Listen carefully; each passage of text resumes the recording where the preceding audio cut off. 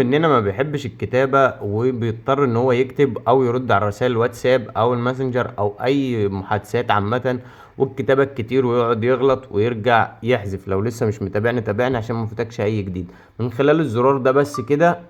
شوف انا اللي انا هقوله هيتكتب دلوقتي، يعني انا هقول لو لسه مش متابعني تابعني عشان ما يفوتكش اي جديد، وبيتكتب بسرعة رهيبة، ودي من خلال اعدادات لوحة المفاتيح بدون اي برامج خارجية.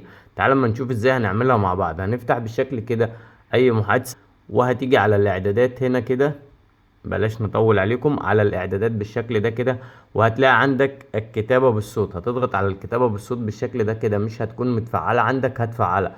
والكتابة بالصوت بمعدل اسرع، ده لو انت بتتكلم بطريقة سريعة بيلقط معاك، يعني انت هتفعل الخيارين. وبكده ممكن ترجع عندك. ومعلومة حابب انوه ليها، لو انت لغة الكتابة نفسها كده بتكون بالانجليزي، لا هيقرا معاك غلط، فلازم تحول اللغة اللي انت حضرتك حابب الجهاز يكتبها لك يعني. وفي نهاية الفيديو ما تنساش لايكك ومتابعتك لينا.